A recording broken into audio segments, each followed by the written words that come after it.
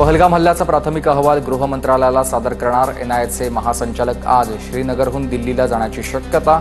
बैसरन खोऱ्यातल्या निरीक्षणाचा अहवाल गृह मंत्रालयाकडे मांडणार आहेत।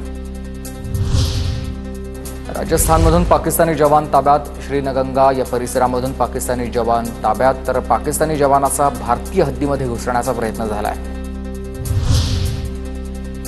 भारत खांद्यावरून मारा करता येणारी हत्यारं खरेदी करणार आहे। भारतीय सैन्य दलानं अद्ययावत हत्यारे खरेदीसाठी निविदा काढलेल्या आहेत आणि शत्रूची विमानं ड्रोन नष्ट करण्यासाठी भारतीय सैन्य दलाला हा निर्णय घेण्यात आलाय।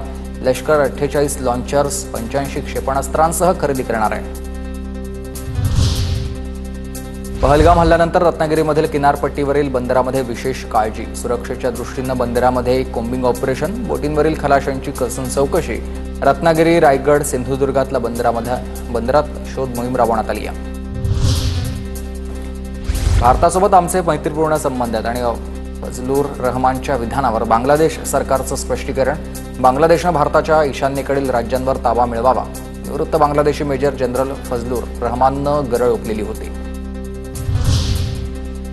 पाकिस्तानी माध्यमामध्ये भारताविषयी चुकीच्या बातम्या। भारतामधल्या वरिष्ठ लष्करी अधिकाऱ्यांविषयी चुकीची माहिती। दरम्यान चुकीच्या माहिती पुरवणाऱ्या पाकिस्तानी मीडियाला भारतामध्ये बंदी। पहलगाम हल्ल्यातले संशयित श्रीलंकेमध्ये पळाल्याचा संशय। भारतीय तपास यंत्रणांच्या अलर्टनंतर चेन्नईहून कोलंबोत पोहोचलेल्या विमानाची श्रीलंका सुरक्षा यंत्रणांकडून तपासणी।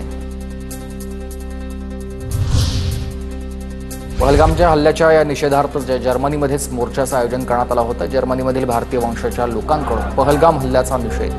जर्मनीची राजधानी बर्लिनमध्ये पहलगाम हल्ल्याचा निषेध मोर्चा। अटारी बॉर्डरवरून भारतातून पाकिस्तानमध्ये आतापर्यंत 953 लोक गेलेले आहेत, तर पाकिस्तानमधून भारतामध्ये 841 लोक परतलेले आहेत आणि आतापर्यंतचा हा एकूण आकडा 2794 वर गेला आहे।